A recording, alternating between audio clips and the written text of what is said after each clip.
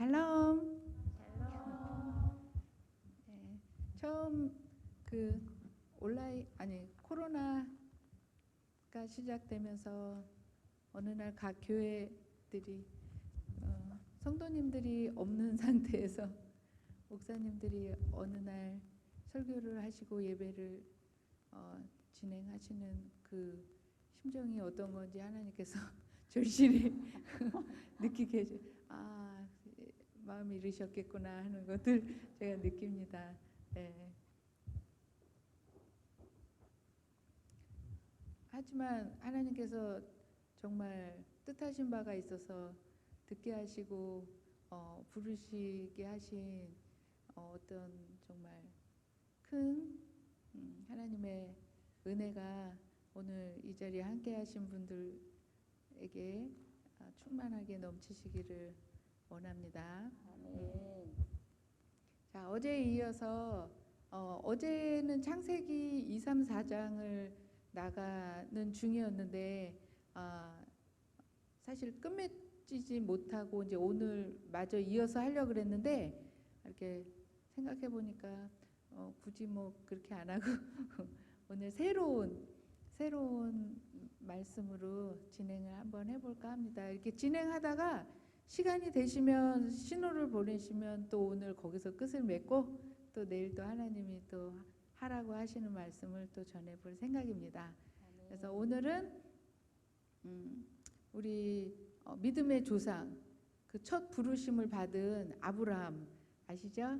그러면서도 하나님께서 그 아브라함 한 명을 향하여서 내가 아브라함의 하나님이다 라고 하시지 않으시고 뒤에 후세들에게 항상 말씀하시죠. 내가 아브라함과 이삭과 야곱의 하나님이라고. 마치 하나님의 정체성을 그 믿음의 3대의 그 부르심을 받은 그 아들들에게 항상 그 아들들을 보살핀 하나님, 그 아들들의 3대가 살아온 인생 가운데 함께 하신 하나님을 하나님이 성경 말씀에 이렇게 나는 이런 하나님이야, 나는 이런 하나님이야 라고서 계속 나타내고 계십니다. 그러면서 이삭에게 나타나셔서는 난 너의 아버지 아브라함의 하나님이야. 그래서 너의 아버지 아브라함에게 준 복을 너에게도 줄 거야.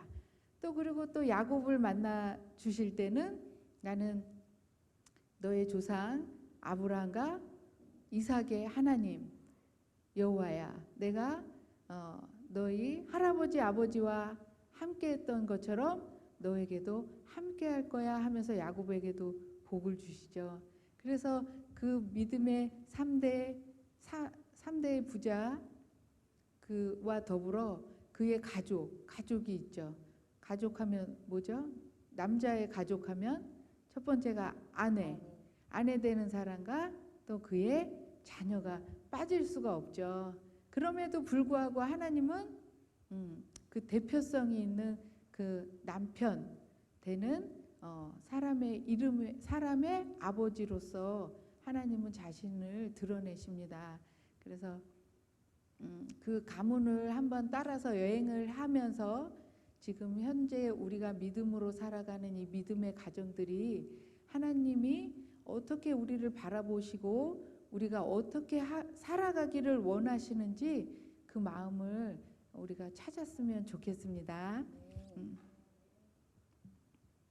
그리고 말씀을 들어가기 전에 항상 제가 초반에 하는 스타트 오프닝 멘트가 있는데 그것은 태초에 하나님이 천지를 창조하셨느니라.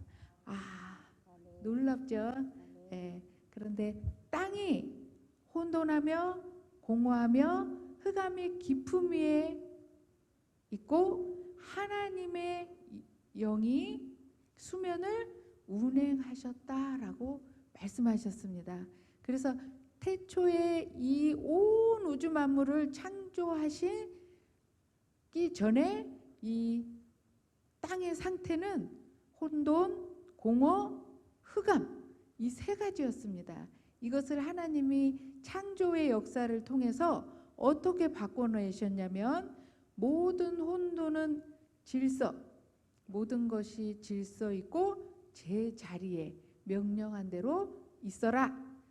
그리고 공업, 아무것도 없는 중에 하나님의 생명력으로 모든 우주 만물을 창조하셨습니다.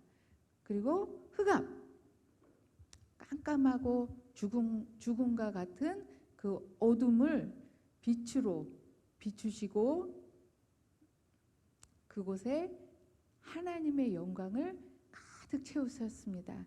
그래서 이 우주 만물 어느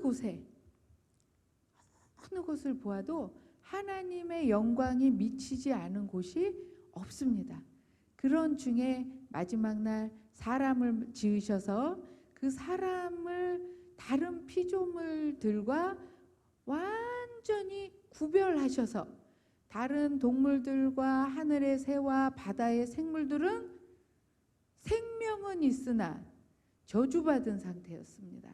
그러나 사람은 흙으로 동물들과 똑같은 재질, 흙으로 만드셨지만 그 코에 생기를 불어넣음으로 말미암아 하나님의 영이 머무는 함께 그 생명력을 이어갈 수 있는 존재로 구별하셨습니다. 그래서 뱀이 사람을 속여서 공격할 때 말씀이 어떻게 나오냐면 뱀은 하나님이 만드신 다른 들짐승들 중에 가장 간교하더라.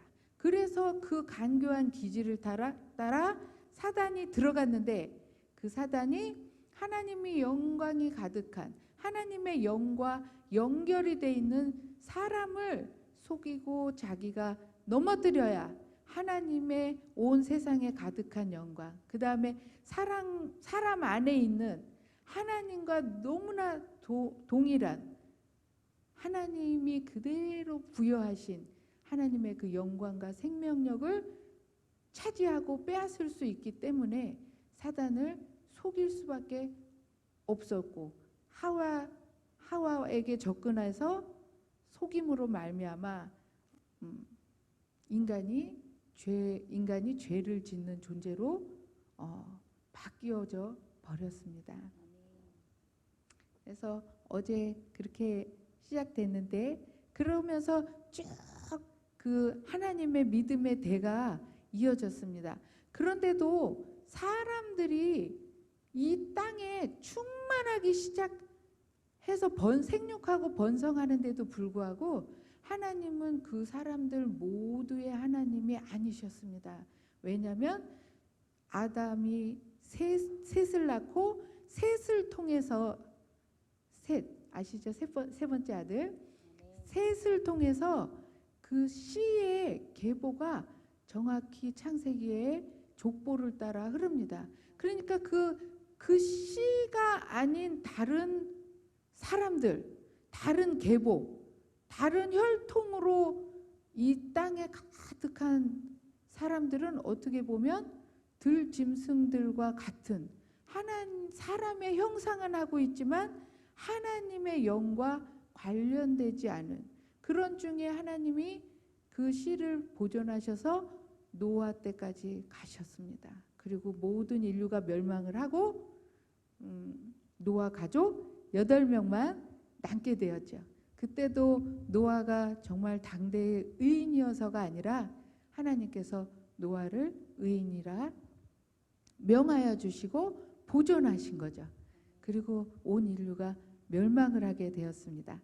그래서 노아 8가족으로부터 다시 또 자손이 이어지는데 그 노아라는 사람서부터 출발한 씨가 새롭게 시작됐으면 그 이후에 태어나는 모든 인류가 다 하나님의 영광에 합당한 그런 생명력으로 살아야 되는데 이게 어떻게 됩니까?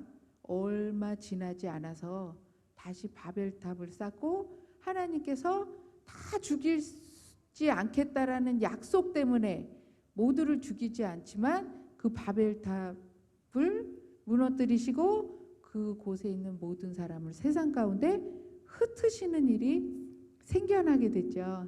그러면서 그 노아의 세 아들 중에 셈의 자손을 통하여서 하나님이 또 새로운 씨를 지키시기 시작하셨습니다. 그런데 다른 사람들은 또 어떻게 되죠? 또 하나님의 형상은 있으나 하나님과 아무 상관이 없는 삶에 그냥 이 땅에 태어나서 살다가 멸망길로 죽어져가는 그냥 육신이 되어버리는 일밖에 되지 않게 되었습니다. 그런 중에도 하나님이 그 셈을 통하여서 또 믿음의 족보를 이어가시는데 셈이 홍수 후에 100년 102 홍수가 그친 후 2년 후에 자식을 낳기 시작했습니다.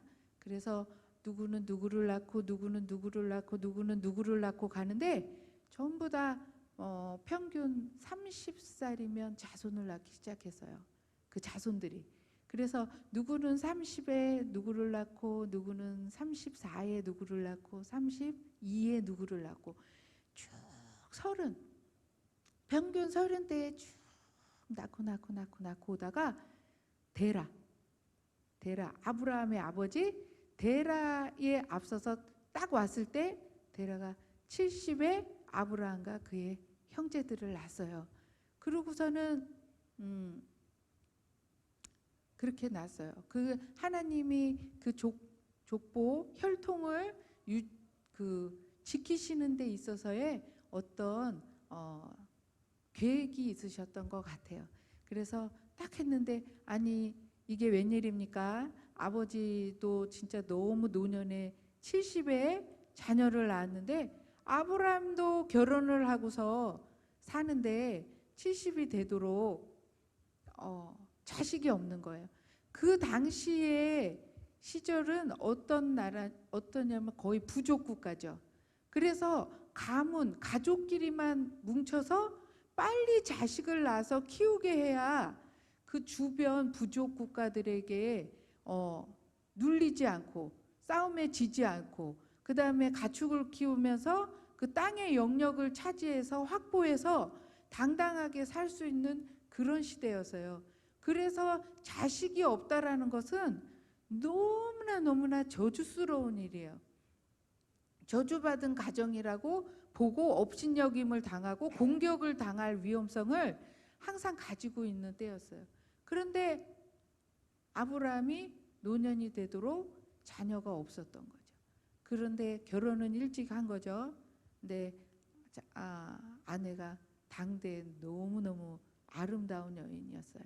그 당대의 아름다운 외모를 가지고 남편 옆에서 너무 사랑받으면서 당당하게 살 수 있는 조건이 있었음에도 불구하고 자녀가 없었기 때문에 그 사라의 마음은 무척 위축되고, 그리고 또 그때는 우리나라 조선시대의 그전 그런 약속하지 않았지만 전 세계가 어떤 시대적인 흐름으로 비슷하게 갔던 것 같아요. 그러면서 우리도 옛날에 그랬죠. 여자들이 자녀를 결혼해서 바로 낳지 못하면 아내로서의 어떤 자부심을 갖기가 어렵고 아내의 역할을 감당하지 못한 죄인처럼 살고 그랬잖아요. 그러면 그 가문의 부모님이 자녀를 낳을 다른 여자를 내가 내 아들에게 같이 살게 하겠다 이렇게 말을 해도 며느리는 아내로서는 거기에 저항할 수도 없고 거역할 수도 없는 그런 시대를 살았잖아요. 그러니까 이 아브라함도 마찬가지죠. 사라는 같이 당당하게 아내로서 살지만 이때의 중동에서는 어떤 거였냐면 그 부모가 아니라 아내 스스로가 자기가 자격이 안 됨을 알고 다른 여자를 남편에게 소개해야 되는 법이 있었대요. 그런데도 불구하고 그 노년이 되도록 우리 아버지도 늦게까지 자녀를 가져보지 못했으니까 나도 조금만 더 기다려보자, 조금만 더 기다려보자 한 게 70까지 갔던 것 같아요, 아브라함이. 그러니까 저가 이렇게 생각을 해보니까 아브라함의 아버지 데라까지도 30살의 자손을 바로 낳았더라면 아마 이 아브라함과 사라는 이미 초반에 헤어지거나 어떤 전쟁이 일어나지 않았을까라는 생각이 듭니다. 근데 하나님의 계획이 있었기 때문에 지금 그 바로 아브라함의 전 아버지 데라서부터 하나님이 출산을 확 현저하게 늦추신 게 아닌가 이런 생각이 듭니다. 그래서 정말 하나님의 계획에 의하여서 하나님이 어느 날 아브라함에게 나타나셨습니다. 그리고 만나주시고 말씀하셨습니다. 성경 본문을 한번 하나님이 아브라함을 찾아오셔서 맨 처음 만남을 어떻게 여셨는지 들어보시겠습니다. 여호와께서 아브라함에게 이르시되 너는 너의 고향과 친척과 아버지의 집을 떠나 내가 내게 보여줄 땅으로 가라. 내가 너로 큰 민족을 이루고 내게 복을 주어 내 이름을 창대하게 하리니 너는 복이 될지라. 너를 축복하는 자에게는 내가 복을 내리고 너를 저주하는 자에게는 내가 저주하리니 땅의 모든 족속이 너로 말미암아 복을 얻을 것이라 하신지라. 아멘. 진짜 난데없이 하나님이 아브라함을 선택하셔서 하나님께서 친히 말씀하여 주시고 그 부르심 앞에 아브라함에게 복을 주셨어요. 그런데 그것이 뭐냐면 너는 복의 근원이 되고 듣기만 해도 너무 좋죠. 그리고 모든 복을 다 주셨어요. 그리고 너의 자손에 대한 복을 주셨어요. 그리고 땅에 대한 복을 허락하셨어요. 들을 때 너무 좋기는 좋은데 정말 생전에 누려보지 않고 지금 떠돌이 생활을 시작한 아브라함에게 막 원래 사는 갈대아 우르를 지나서 하란이라는 곳에 아버지를 따라가 가지고 머물면서 이 새 부르심을 받는데 너무나 막연하잖아요. 그런데도 하나님께서는 그 약속을 하셨는데 아브라함이 그걸 알아듣든지 못 알아듣든지 하나님께서는 아브라함과 동행하기 시작하셨습니다. 그런데 그 말씀이 채 끝나기도 전에 그 장수 아브라함이 하나님의 음성을 들은 장수가 12장이에요. 그 엄청난 복을 딱 들었음에도 불구하고 아브라함이 그 다음 날로 어디로 떠나냐면 쭉 가서 드디어 바로 가나안 땅으로 들어가서 하나님이 그 정해놓으신 땅으로 순적하게 아주 들어갔어요. 와, 정말 믿음의 조상답죠. 그런데 아무 생각 없이 거기 들어가서 땅에 내가 터전을 닦을 만한 곳이 어디가 있나 들어다니면서 점점 내려간 게 애굽으로 가버렸어요. 가타부터 하나님 어떤 지시도 없이 애굽으로 가버렸어요. 근데 거기 가서 우리가 다 아는 사건이 있었죠. 그곳에 낯선 곳에 가서 거기에 세력이 막강한 그 나라 안에 들어가니까 이제 두렵고 위축된 거죠. 자식들도 없고 노년에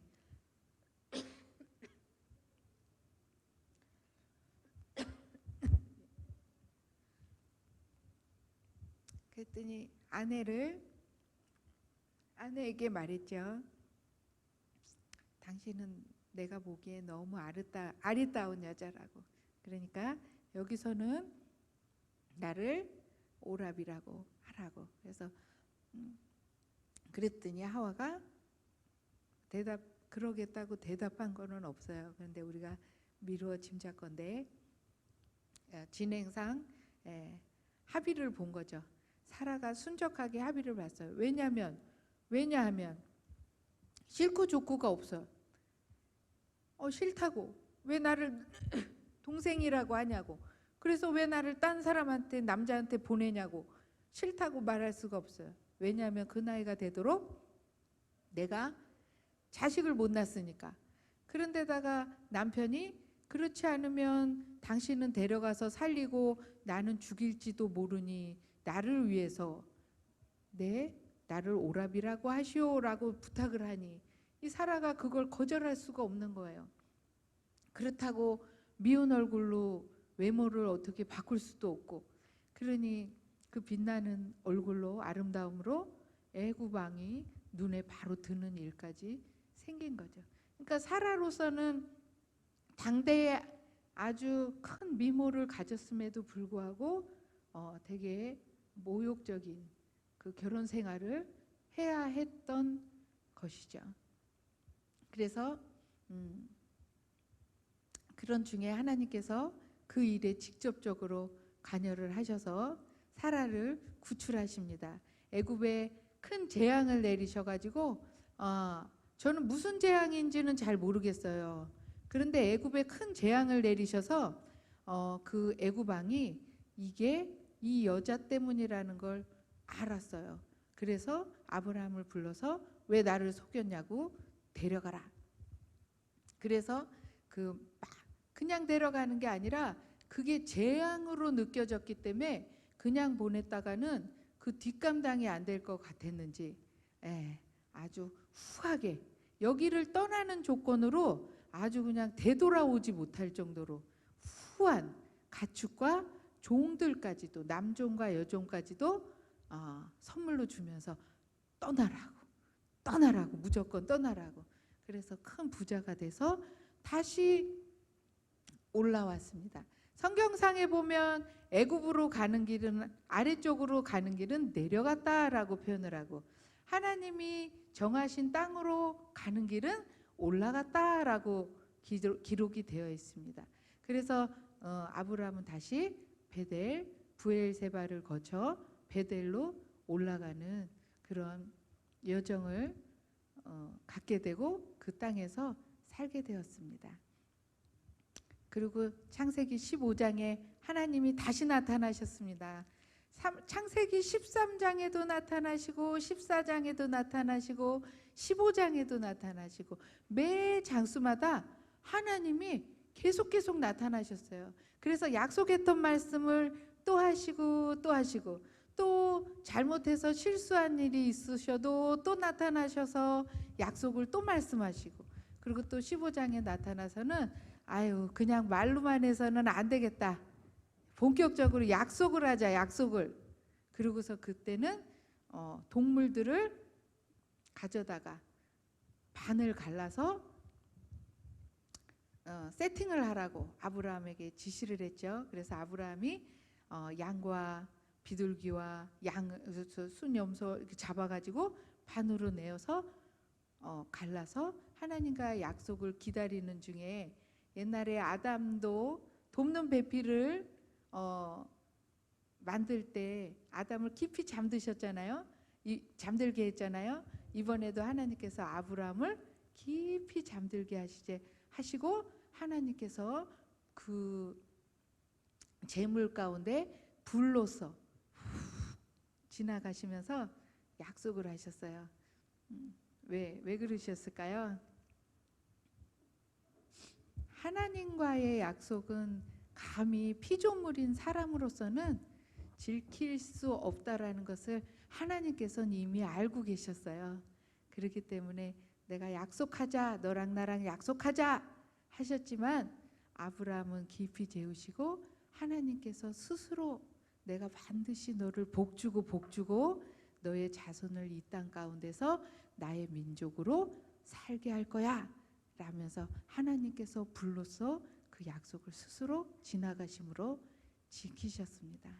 그러고서 깨어났는데도 불구하고 그 다음 16장에 아주 또 아브라함다운 놀라운 일이 또 일어납니다. 말씀을 한번 보겠습니다. 아브라함의 아내 사레는 출산하지 못하였고 그에게 한 여종이 있으니 애굽 사람이요 이름은 하갈이라. 사레가 아브라함에게 이르되 여호와께서 내 출산을 허락하지 아니하셨으니 원하건대 내 여종에게 들어가라. 내가 혹 그로 말미암아 자녀를 얻을까 하노라 하매 아브라함이 사레의 말을 들으니라. 15장에서는 하나님이 약속해 주실 때는 아브라함이 뭐라고 했냐면 복은 주시니까 제가 받겠습니다.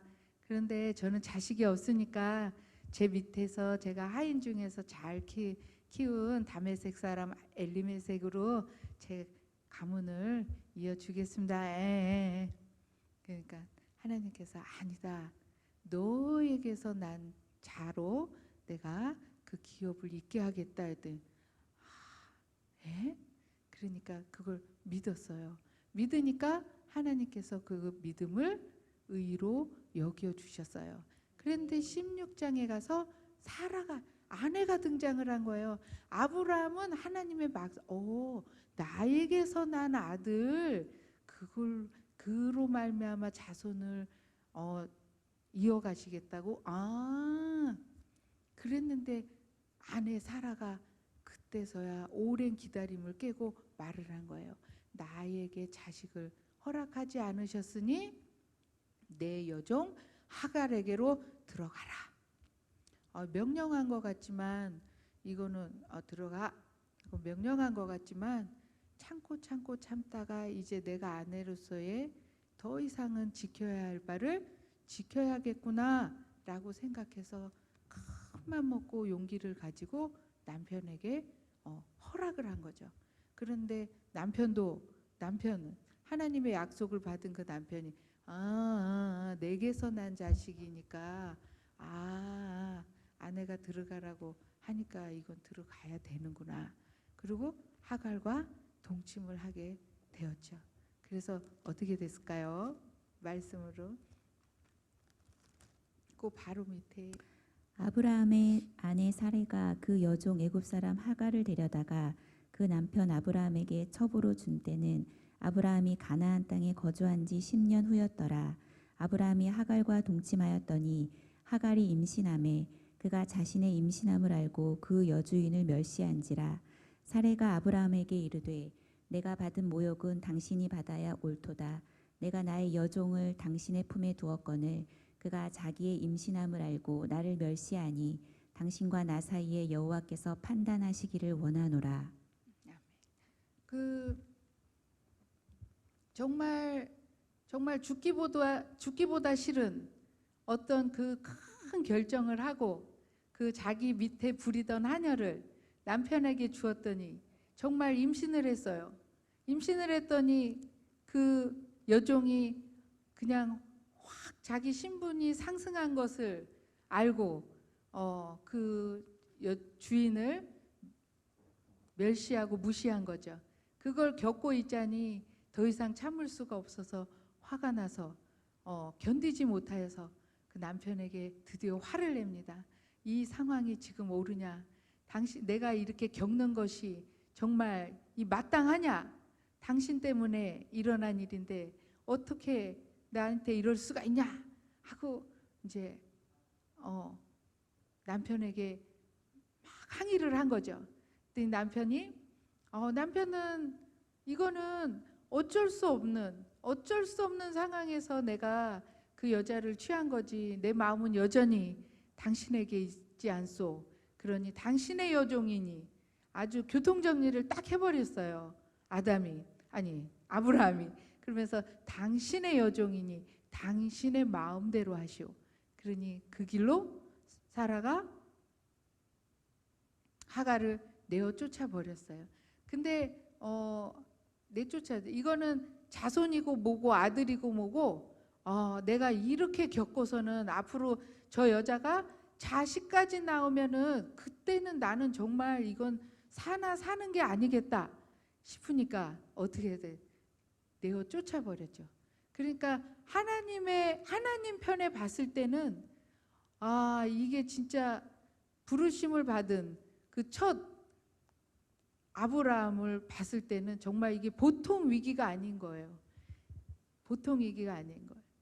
그래서 이쯤에서 제가 퀴즈를 하나 내겠습니다. 아담과 하와 때 하나님이 아담과 하와를 같이 만나 주셨죠. 하나님은 남자만 상대를 하세요. 항상 남자하고만 얘기하시고 남자에게만 지시를 하시고 그러는데 재판할 때는 하와도 만나 주셨잖아요. 그런데 그 사람 이후에 최초로 여성임에도 불구하고 사람을 여잔데도 불구하고 직접 만나 주신 분이 있어요. 누굴까요? 하갈. 네? 하갈. 사라? 하갈. 하갈. 맞습니다. 예. 이거는 엄청난 일이에요. 성경 전체로 봤을 때는 그 하갈 자기 자신이 하나님을 만난 걸로는 뭐 그거 자체가 본인 개인으로서는 놀라운 일이지만 성경 전체에서 하나님이 최초로 만나 주신 여성 하면은 하갈이었던 거예요. 그 하갈이 자신이 정말 갈 바를 알지 못하고 내어 쫓김을 받아서 방황할 때에 하나님이 만나 주셔서 말씀하셨죠. 돌아가라. 돌아가서 그때도 하갈의 있을 그 위치와 정체성을 정확하게 명명해 주셨어요. 여주인의 종으로 돌아가라. 그리고 아들을 낳아라. 그 아들의 이름은 이스마엘이고 내가 그 아들에게도 12민족을 이루는 그 수장이 되게 하겠다라는 복을 주셨어요. 그 여종의 몸으로 쫓겨난 여인이 그 하나님의 응답을 받아서 돌아올 때의 그 감격과 그 기쁨은 정말 놀라운 것이죠. 그리고 돌아왔습니다. 돌아오고서 조용히 여종으로서 조용히 아이 낳고 조용히 키우고 있었죠. 근데 와, 정말 예상하지도 못한 놀라운 일이 생겨버렸습니다. 여주인에게 아들이 생겨버린 거예요. 이게 어떻게 된 일입니까? 나는 여종으로 비록 살아도 내게 아들이 있는 한 나는 얼마든지 당당하게 떵떵거리게 살 수 있어 라고 자신감을 가지고 살았는데 내 여주인이 아이를 낳게 된 거죠. 그래서 창세기 21장에 가면 이제 드디어 사라가 아들을 낳습니다. 여호와께서 말씀하신 대로 사라를 돌보셨고 여호와께서 말씀하신 대로 사라에게 행하셨으므로 사라가 임신하고 하나님이 말씀하신 시기가 되어 노년에 아브라함에게 아들을 낳으니 아브라함이 그에게 태어난 아들 곧 사라가 자기에게 낳은 아들을 이름하여 이삭이라 하였고 그 아들 이삭이 난 지 8일 만에 그가 하나님이 명령하신 대로 할례를 행하였더라. 아브라함이 그의 아들 이삭이 그에게 태어날 때에 100세라. 사라가 이르되 하나님이 나를 웃게 하시니 듣는 자가 다 나와 함께 웃으리로다. 또 이르되 사라가 자식들을 젖먹이겠다고 누가 아브라함에게 말하였으리오마는 아브라함의 노경에 내가 아들을 낳았도다 하니라. 아브라함이 아들을 낳았어요. 그 한번 상상해 보시겠어요? 우리 요즘은 결혼을 하면 우리가 보통 이렇게 생각하잖아요. 결혼을 하면 당연히 자식이 생기는 게 너무나 당연하잖아요. 그래서 살다가 자녀가 생기면 낳잖아요. 한 번도 결혼을 하면서 아이에 대한 꿈을 가지고 나는 자녀를 낳으면 이렇게 키울 거야, 이렇게 사랑할 거야, 이런 것들을 하게 할 거야 하면서 계획을 하는 게 아니라 제가 알기로는 신혼이다 생각하고 신혼으로서 살다가 아이가 생기면 이건 너무나 당연한 일이라 그냥 낳아서 당연하게 키우지 뭔가를 정말 그 결혼과 동시에 그 자손에 대한 나의 하나님 앞에서 나의 부르심을 기도하고 준비하고 두 부부가 한 마음으로 자손을 기다리며 어떤 기도의 단을 쌓고 하다가 임신을 해서 자녀를 낳은 경우의 부부들은 과연 몇이나 될까 하는 생각이 좀 들기는 해요. 그런데 그 사라가 뭐예요?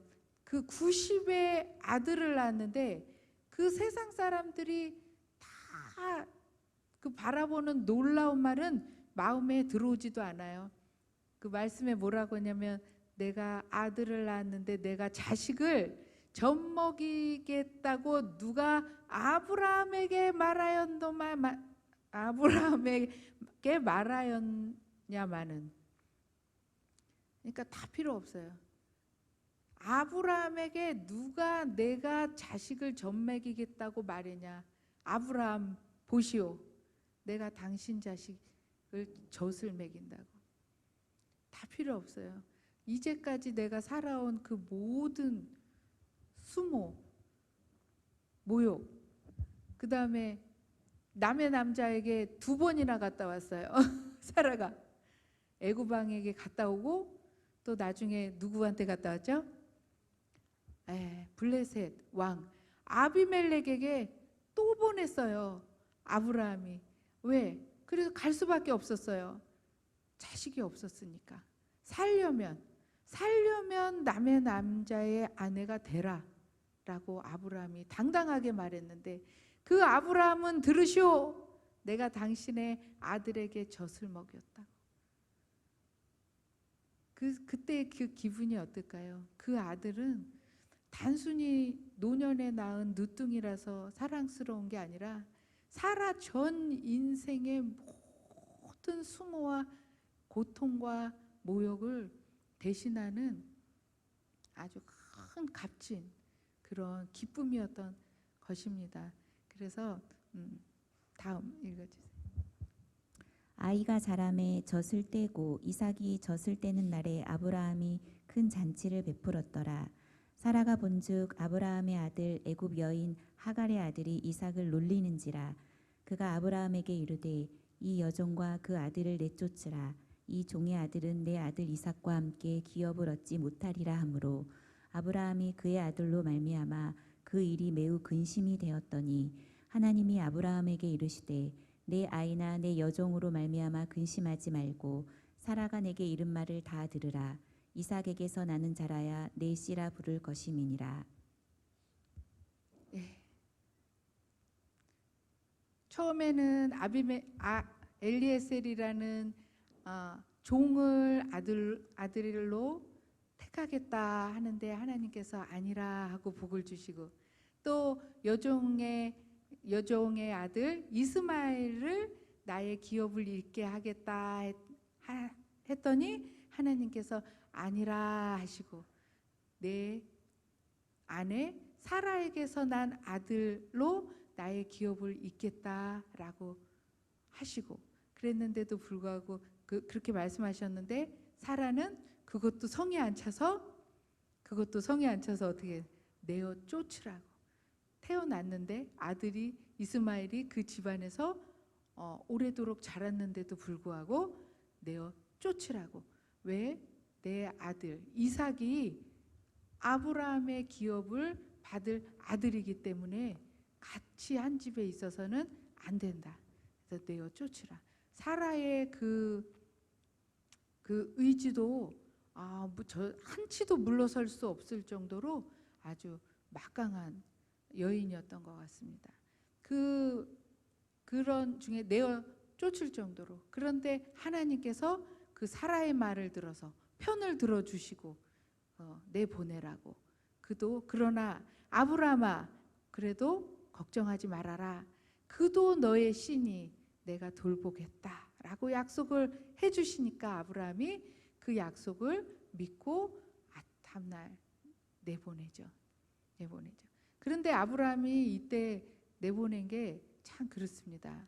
다 자라서 함께 있었던 아들인데 내보낼 때 그 물과 떡을 하루치를 줬는지 세끼치를 줬는지 그냥 얼마 먹지 못할 양을 주고 내보낸 거죠. 우리 아브라함도 대단하십니다. 그때 어떤 살 길을 집 한 채를 내줄 수도 있고 소와 이렇게 어떤 재산을 나눠서 내줄 수도 있었는데, 워낙 사라가 아주 막강하다 보니까 위세가 등등하다 보니까 그냥 한 방에 그냥 당장 먹을 떼거리만 주고 그 자녀와 그 자기 후처를 내보냈던 거죠. 그랬는데 그 다음 장에 보면 어떤 말씀이 나오냐면 이제 그 21장 그 후반벌에 보면 아들을 낳았어요. 아들도 낳고 젖도 떼고 잔치도 하고 후처와 후처의 자식도 내보내고 그러면 가정 안에 완전한 평화밖에는 이제 없는 거죠. 진짜로 내가 낳은 아들도 있고 와 진짜 이제 하나님의 복을 누릴 일밖에 없는 거죠.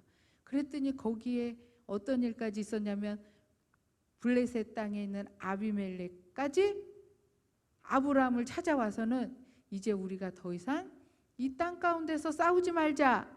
우물 가지고도 싸우지 말자. 그래서 화평하는 조약을 맺자.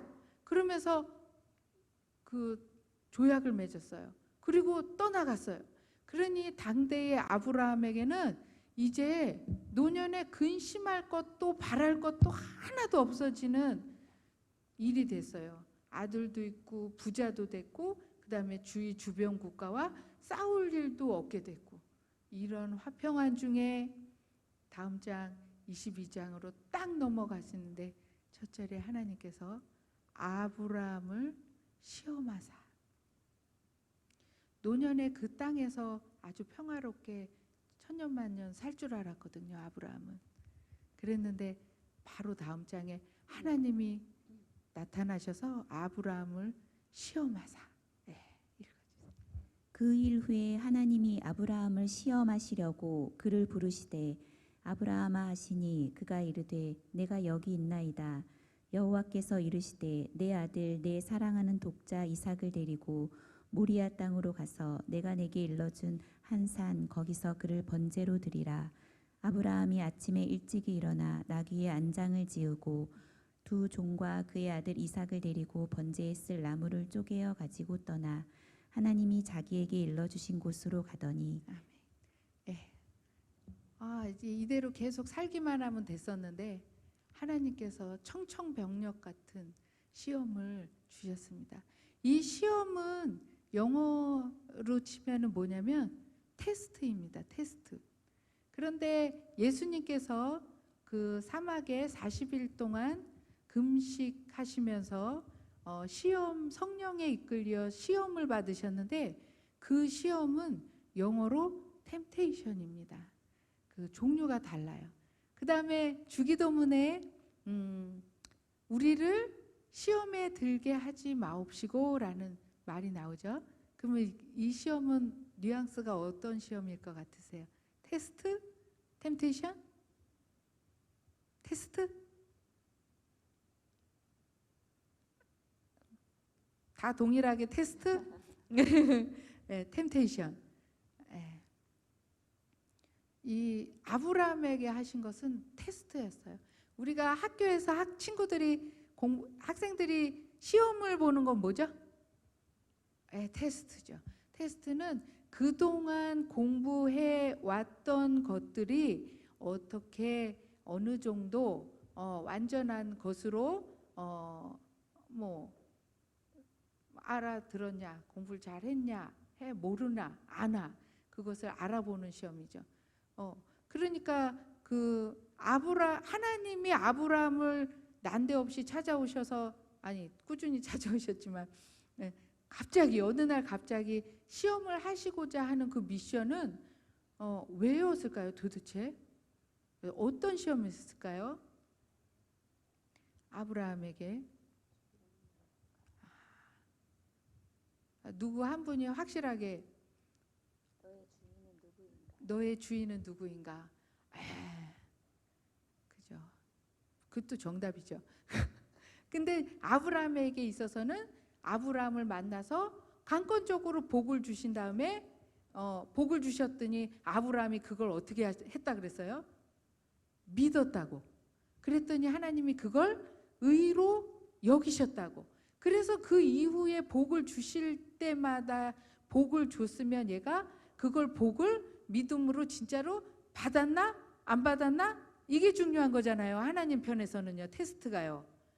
우리 사람으로서는 믿음의 어떤 것들을 내놓을 수 있지만 하나님 편에서의 테스트는 내가 그동안 얘한테 계속 말한 것이 있거든요. 준 것이 있거든요. 그걸 얘가 진짜로 받았나 안 받았나가 관건인 거죠. 그랬는데 믿음으로 아브라함이 받았어요. 받았는데 테스트를 할 수밖에 없는 상황이 벌어진 거죠. 그게 뭐냐면 아들이었던 거예요. 아들. 왜냐하면 노년의 아들을 줬기 때문에 이미 모든 것이 다 이루어져서 그냥 평화롭게 살다가 죽으면 돼. 그리고 그 자손을 이어서 자손의 자손을 낳을 그 대를 이어서 부자가 될 기업을 이룰 사람은 이미 이삭이기 때문에 아브라함에게는 더 이상 바랄 것이 없어요. 그런데 왜 시험거리가 됐냐면 100살에 낳았으니까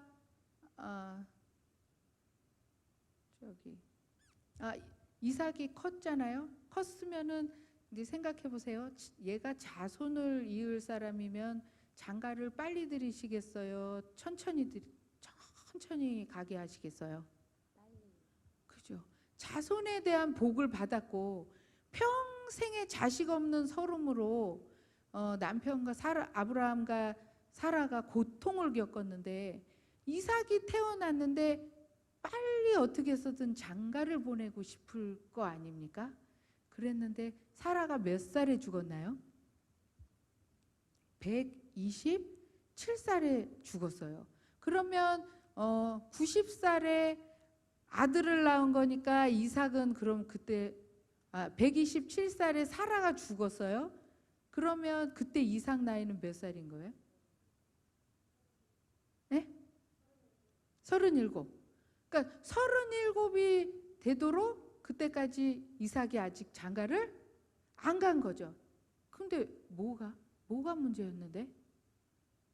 왜냐하면 그 데라 그 전 사람들은 전부 다 늦어도 평균 30에 애를 다 낳았다 그랬거든요. 자손들이 쫙 30에 낳거든요. 그런데 이렇게 노년에 낳는데 왜 이삭이 37이 되도록 장가를 안 가고 있었냐고요. 엄마가 죽을 때까지. 그 이유가 뭘까요? 너무 사랑해서.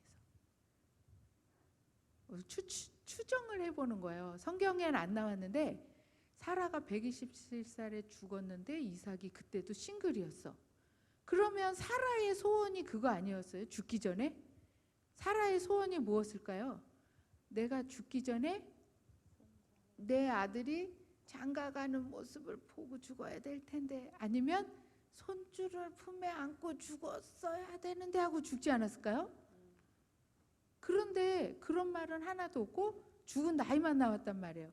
그런데 더 획기적인 사실은 뭐냐면 사라가 이 성경 전체를 통틀어서 제가 찾은 바로는, 누가 또 아시면 얘기해 주세요. 찾은 바로는 여자가 죽은 나이가 기록된 게 사라밖에 없어요. 맞나요? 그러면 이 죽은 나이가 뭔가 아주 정말 어떤 뭔가를 나타내는 말 같지 않을까요? 그래서 하여튼 그렇게 됐어요. 근데 제가 옛날 고대기 때문에 이런 게 아니라 지금 현재 사회로 봐도 결혼해서 최근까지도 아무리 당당하게 아주 맞벌이하고 잘 살고 아주 위풍당당하게 자매가 살아도 결혼한 후에 3년 정도 이후 지나서 애 소식이 없으면 다들 불안해해요. 그리고 그때부터는 요즘 젊은 남자들은 애 없으면 어때? 우리끼리 잘 살면 되지 하는 사람들이 세대가 점점 늘어남에도 불구하고 여자들 안에는 그 본성이 주는 불안함이 있어요. 왜 없지? 왜 없지? 그래도 키울 생각은 없어도 난 생기면 낳고 싶은데 이러면서 막 그래요. 그런 중에 요즘은 세상이 진짜 마지막 때라 너무 악해져가지고 아예 자기가 결혼할 때 서약을 하재요. 애 낳지 않고 사는 조건으로 결혼하자. 우리 둘이 잘 살자. 그게 뜻이 맞으면 결혼하고, 아니면 지금 당신이 너무 좋고 사랑하지만 내가 나의 인생의 미래를 위해서는 다른 사람을 찾아봐라 라고 아주 여자들의 그 정말 그 당당함이 하늘을 찔러요. 그리고 그 조건을 또 기다렸다는 듯이 그 조건을 좋아 콜 하고서 수렴하고 결혼하는 남자들까지 늘어났어요. 그 정도가 아니에요. 뭐하러 또 굳이 결혼 약속을 하고 사는 데까지 가냐. 그냥 살아. 그러고서 뭐 아니면 그냥 혼자 살아도 내가 정욕적인 부분에서 요즘은 정욕적인 것을 누릴 만한 통로가 너무 많기 때문에 서로 합의하에 굳이 뭘 그걸 결혼이라는 제도에 묶여서 그렇게 구질구질하게 사냐. 나 혼자 살 거다. 혼자 사는 중에 여자랑 얼마든지 정욕적인 부분을 해소하려고 맘만 먹으면 그냥 너무 많아요. 내가 선택할 수 있는 여자도 많고 장소도 많고 다른 루트도 많아요. 요즘은 여자뿐만이 아니고 새로운 성도 생겨서 젠더도 있고 와 정말 이거는 사람의 입으로는 말할 수 없고 하나님께서도 거기에 어떻게 반응을 하시는 것이 너무 정말 이런 안타까운 마지막 때가 되었어요. 그래서 그런 중에 했는데 사라가 그 노년에 자기가 죽을 때가 됐는데도 불구하고 자녀를 이삭을 왜 결혼시키지 못하고 죽었냐는 거죠. 저는 그게 많이 묵상이 되었어요. 그래서 내린 결론이 사라가 아들을 너무 사랑했다. 너무 사랑했어. 그래서 쪽쪽 빤다 그러잖아요. 우리가요. 아들을 땅에 내려놓지도 않는다 그러죠. 그리고 아들을 너무 사랑해서 그 다음부터는 누가 안 보여? 남편이 안 보여. 남편은 이제 남편이 평생 나한테 한 짓을 내가 알아. 이제는 안 보여. 그 노년에 이룰 거 다 이뤘다.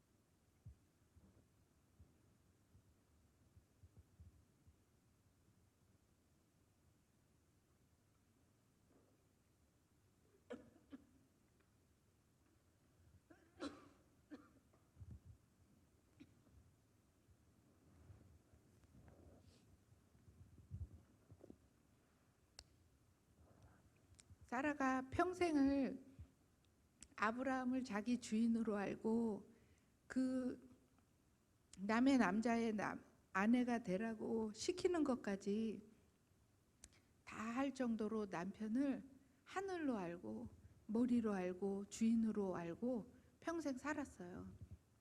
살았는데 노년에 아들이 생기는 순간 남편을 하얗게 잊어버려. 그러다 보니까 아들을 연인처럼 사랑하는 아들처럼 키우고 연인처럼 키우고 이 아들을 다른 여자에게 며느리를 들여서 결혼시키는 일이 어려웠지 않았나 저는 그냥 개인적으로 그렇게 생각을 해봤습니다. 왜냐하면 그러한 일들은 그때 고대에만 있었던 게 아니라 저는 지금 제가 현대를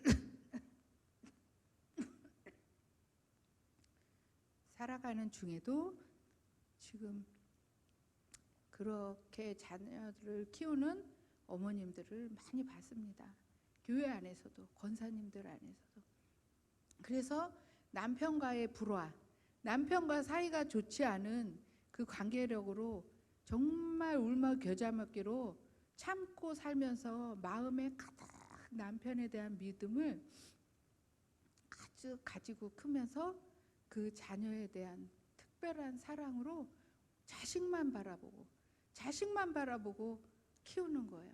그렇게 키우는데 자식이 여럿일 경우에는 여럿인 자녀를 키우면서 그냥 자식들을 품에 안고 고되게 고단한 인생길을 살아가는데 이렇게 특별하게 독자이거나 아니면 딸이 여러 인 중에 그토록 소원하는 아들을 낳았을 경우에는 이 어머님들의 자세가 정말 말로 할 수 없습니다.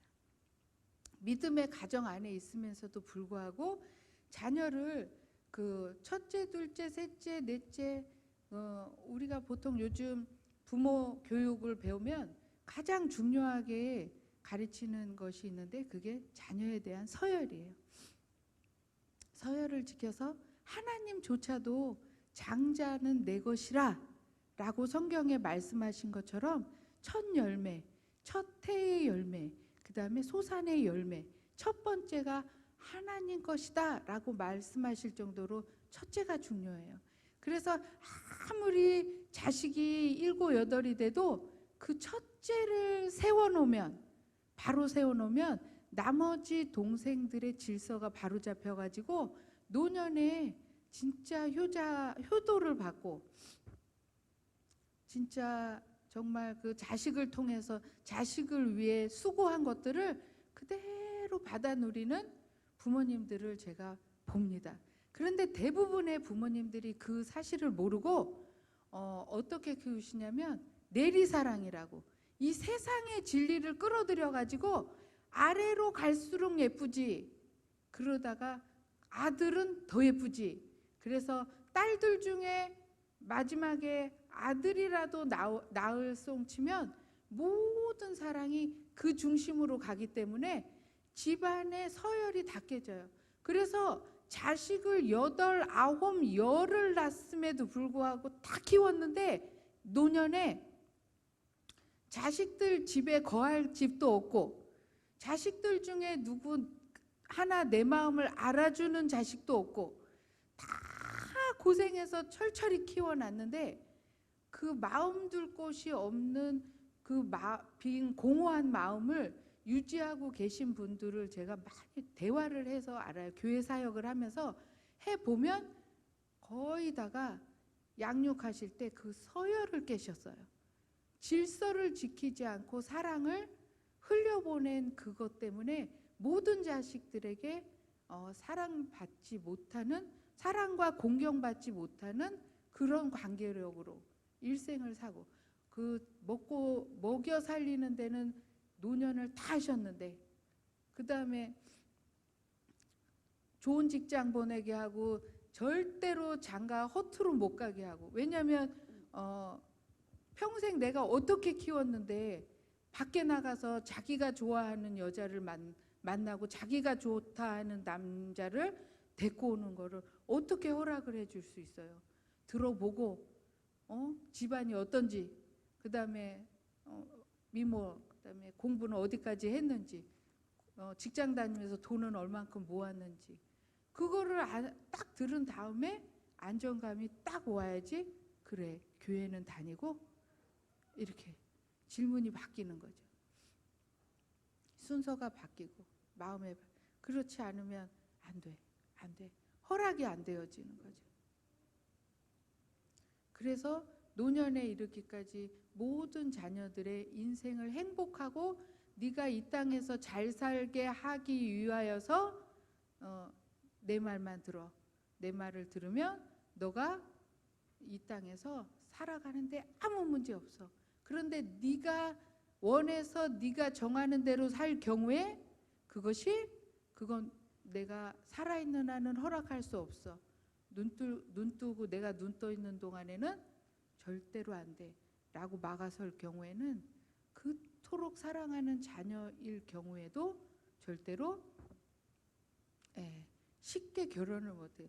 그래서 주변에 전부는 아니지만 이렇게 보면 늦게도록 결혼을 못하는 아들이 있어요. 아들이 있는 경우에 보면 그 엄마와의 관계력이 보통이 아닙니다. 이제 어머님이 남편과 사는 듯할 정도로 아들을 남편 삼아 사는 경우가 무척 많아요. 근데 그것은 믿음이 있는 행위가 아니고 믿음이 없는 거나 마찬가지인데, 그건 뭐냐면 믿음이 있었더라면 그런 자기 인생과 아들의 인생을 놓고 기도할 때 그 지경까지 가지 않았다라는 거죠. 그리고 하나님이 자기 머리 자기 주인으로 보내주신 남편과의 관계를 열기 위해서 하나님 앞에 몸부림을 치면서 평생 인생을 살아야 되죠. 우리 여자의 위치가 그거잖아요.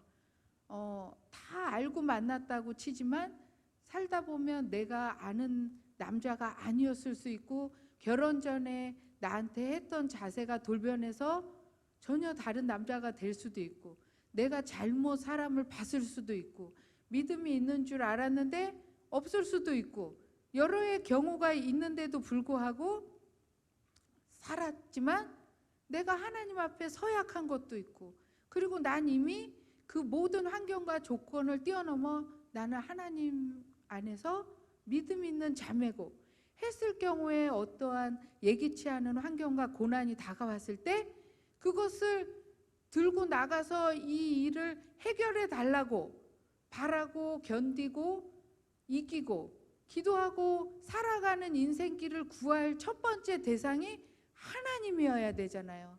근데 내 만족을 채워주는 어떤 다른 것이 있을 때 그것을 끌어안아 버리면 그 대상은, 그것은 뭐가 돼요? 우상이 돼 버리는 거죠. 그런데 이거 보세요. 믿음의 가정에서 믿음의 가정이 있는데 엄마가 믿음의 권사님이고 집사님인데 아들도 엄마 때문에 아버지 때문에 교회를 어려서부터 다녀 봤더니 전부, 그러고 보니까 믿음의 가정이네. 믿음의 가정인데 왜 교회에서 보면은 전부 한 기간에 하나씩 맡아가지고 부장님 하시고 성가대 하시고 찬양단 하시고 교사 하시고 다 해. 자녀들은 막 완전히 학생회 청년회 임원 다니고 찬양 다니고 수련회 완전히 임원이고 막 그래. 그 교회에선 내놓으라는 믿음의 가정이야. 그런데 왜 지부에 딱 오면 가정예배 한 번 드리기가 전쟁이에요. 이상하지 않아요?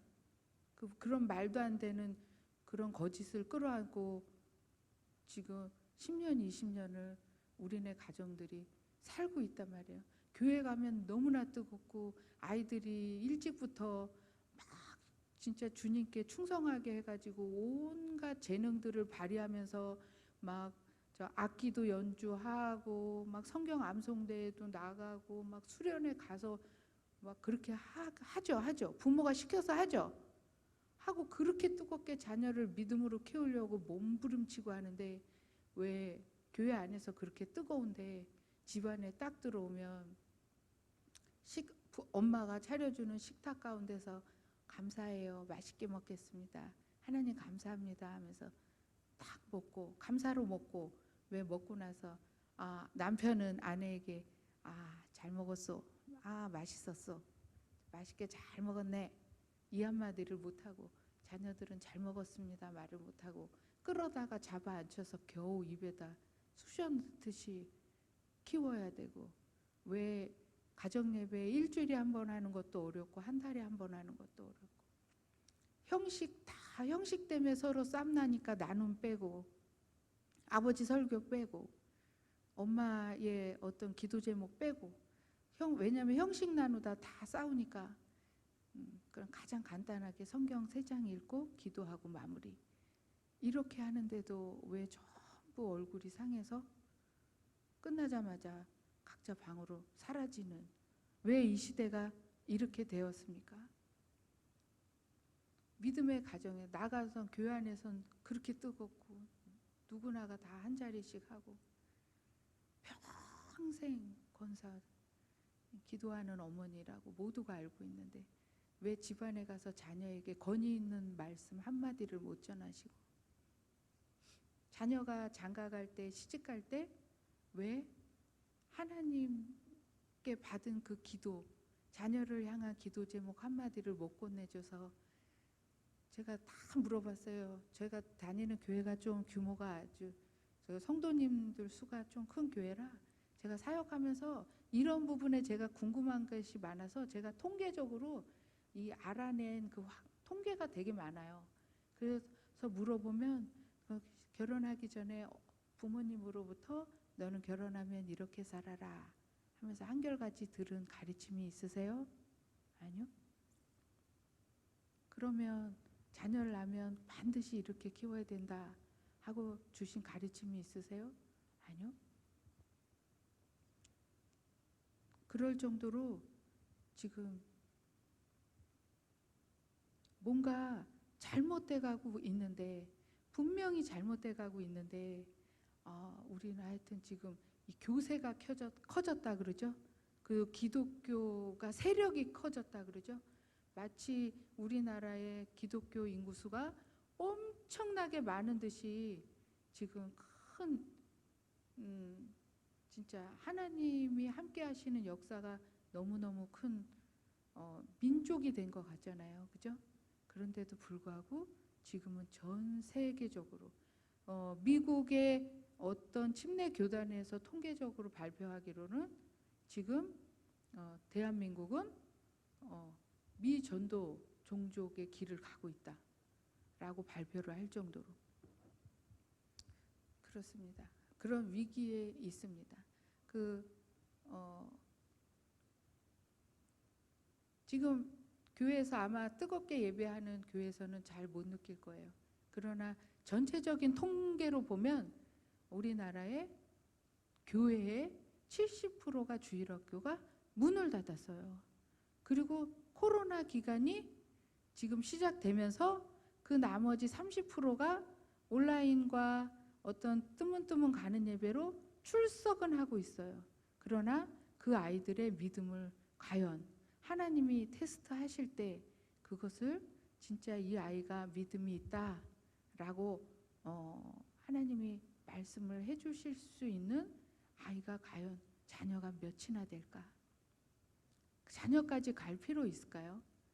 당장 우리는 지금 어떻게 살아왔는지, 교회에서 내놓으라 하는 헌신 봉사는 다 하고 이제까지 달려왔는데 과연 내 남편과 나는 믿음의 부부인지, 둘이 화목하고 있는지, 내가 남편을 머리로 알고 남편을 정말 하늘에 하나님과 연결된 아담이 부르심을 받았듯이, 아브라함이 부르심을 받았듯이 그 부르심의 한 몸을 이룬 짝으로서, 돕는 배필로서 하나님이 나를 붙여준 역할을 내가 과연 해서 내 남편과 지금 한 몸 한 뜻으로 하나님을 섬기는 가정으로 지금 행복하게 살아가고 있는지, 나는 믿음이 출중한데 내 남편 때문에 우리 집안은 하나님 앞에 온전하지 않아요. 남편은 또 나는 정말 남편 하나님 앞에 뜨거운데 내 아내와 자식들은 정말 왜 저렇게 되는지 정말 하나님 영문을 알 수 없습니다. 이유를 알 수 없습니다. 이런 의문과 문제점은 가득 집안에 가득한데 알려주는 것도 없고 알 수 있는 것도 없고, 그래서 하나님 앞에 달려가고 매달리고 열심을 다하는데 길은 열리지 않고, 네, 무엇이 문제일까요? 근데 저는 하나님이 오늘 이곳에 이 성자산을 통해서 이 시대의 가정이 얼마나 관심 밖의 일인지, 가정의 중요성을 깨닫고 내가 가정을 위해서 부르심을 모두가 받았는데 이 가정을 위해서 도대체 어떻게 믿음 생활을 해야 될지 몸부림을 쳐야지 되는데 그것에 대해서 이 관심이 없어요. 그래서 교회 나와서 봉사를 하는데 이제 딱 이런 심정, 제가 느꼈던 심정을 말하는 거예요. 지금요 말씀드리는 거예요. 제가 그랬어요. 어느 날은 하나님, 저 혼자 나와서는 얼마든지 예배가 가능한데 왜 자식은 안 될까요? 왜 남편은 안 될까요? 제가 그랬어요. 난 이렇게 뜨거운데, 그리고 왜 저는 교회를 너무너무 하고 싶어가지고 아침부터 밤 늦게까지 교회 모든 맡은 그 봉사하는 기간에 아주 몸이 아주 그냥 닳도록 이렇게 사역을 하는데 왜 내 남편은 내 발목을 잡고 너 그렇게 하는 게 아니야. 그렇게 너만 믿음 있는 거 아니야. 너 그러지 마. 너 그거 믿음 아니야. 라는 이런 믿음 없는 소리를 할까요? 저는 정말 몰랐어요. 근데 제가 이렇게 몸이 아프고 앞을 못 보고 아무것도 못하게 되어서 그 비밀을 알게 되었어요. 남편이 말이 맞았다는 걸. 너 그렇게 하는 거 하나님 믿는 거 아니야. 그게 맞는 거였어요. 가정을 내팽개치고 하나님을 위해서 달려간 거는 서열상 제가 할 일이 아니었던 거예요. 남편이 달려가게 했었어야 돼. 그걸 도우라고 하나님이 저를 붙였는데 저는 남편이 제 발목을 잡고 제가 달려갈 길을 달려가겠다 그랬어요. 그러는 바람에 가정의 서열이 깨지고 화목이 깨져서 자녀들이 완전히 어려움을 겪어버렸어요. 하나님을 알래야 알 수 없는, 도대체 부모님을 바라보고 그 믿음의 부모 밑에서는 하나님을 도대체 하나님이 있다면 내가 어떻게 이렇게 고통스럽게 자라야 돼? 하나님이 계시다면 어떻게 난 이렇게 행복하지 않아? 그리고 왜 나는 할 수 있는 일이 이렇게 없어? 라고 고통 가운데 자라는 일이 생겼어요.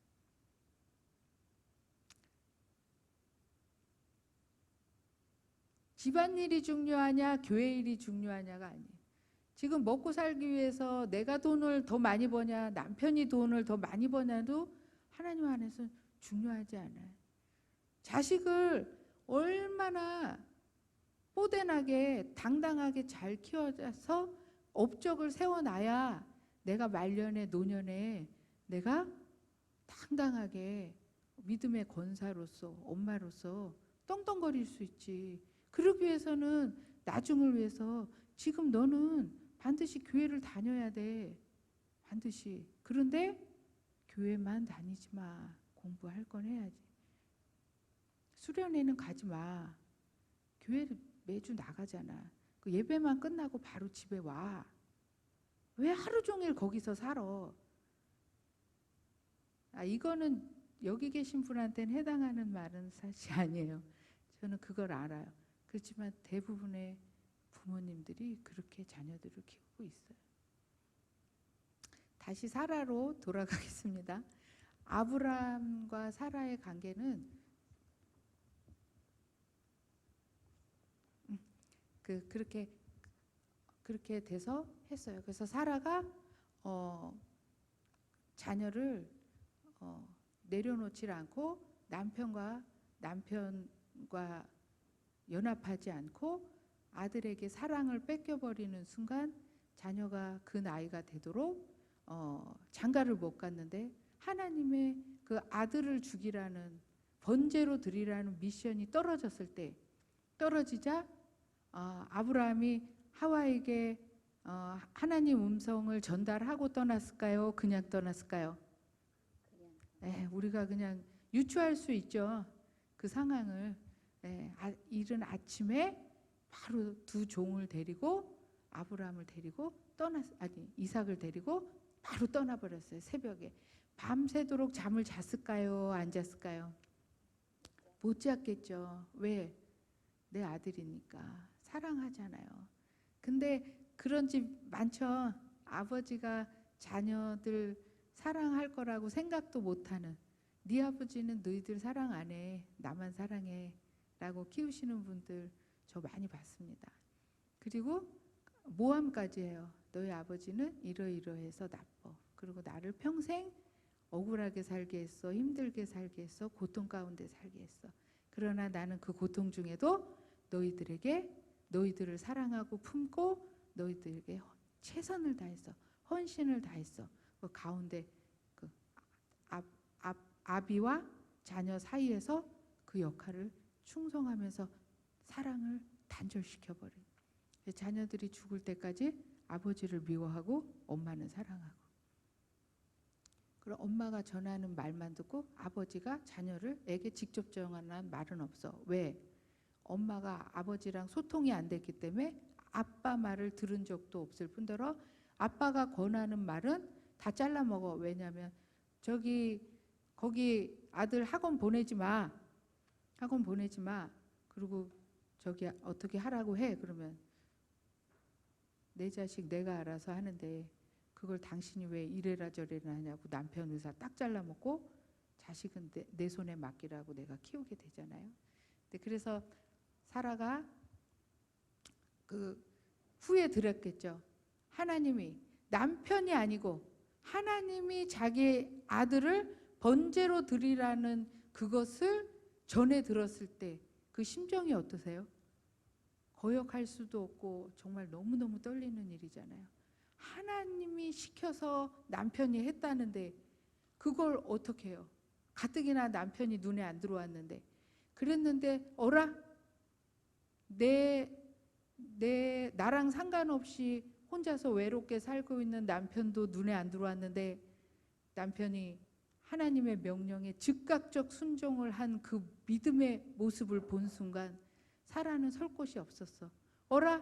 얘기를 들어봤더니 이렇게 장성하게 키운 아들이 아무 맥도 못 추고 도망치지도 않고 아버지는 130살 정도가 됐고 아들은 청년의 나이가 넘은 그 장년이 된 나이에 아버지가 묶어서 번제로 돌리려고 그랬더니 그래서 너는 어떻게 했어 이삭? 아버지가 너를 진짜로 묶었어? 눕혔어? 예. 근데 너는 어떻게 했어? 왜 누웠죠? 묶었는데 그냥 묶였죠. 그랬더니 아버지가 칼을 들었어요. 높여. 근데 그냥 누워 있었어? 예. 근데 하나님이 갑자기 아버지를 말리셨어요. 그래서 순양이 준비되어 있대요. 그랬더니 저를 풀어주셨어요. 정말 이 인간이 미쳐서 뭐 하는데 남편을 욕할 수는 없어. 누가 시켰으니까? 하나님 시켰어.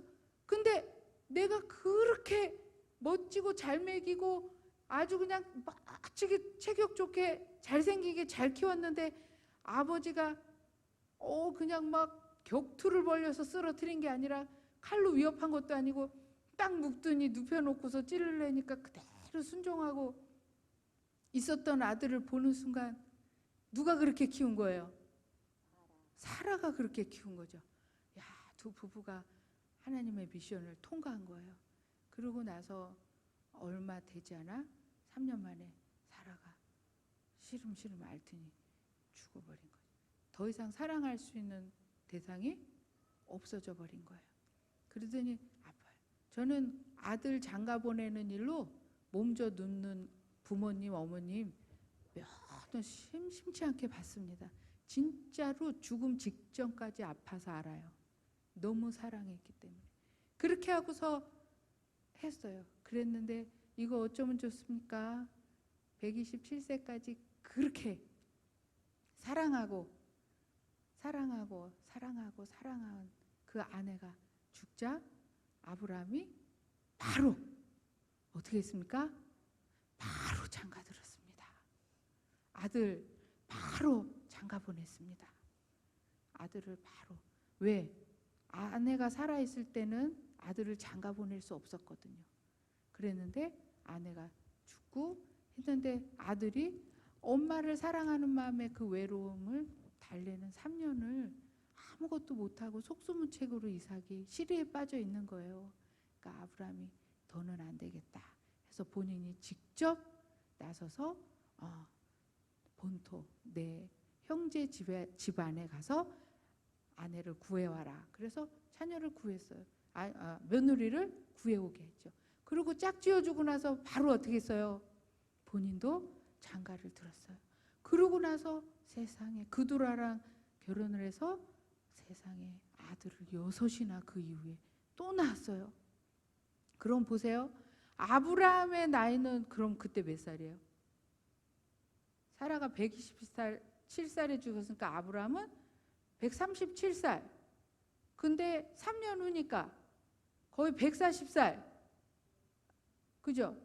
그러니까 140살이 넘어서 아들 장가 보내고 그두라를 후초로 맞았으니까 거의 150, 140 이후에 장가를 들어서도 자식을 6을 낳을 정도니까 그 후처는 어느 정도 젊었어야 가능한 거예요?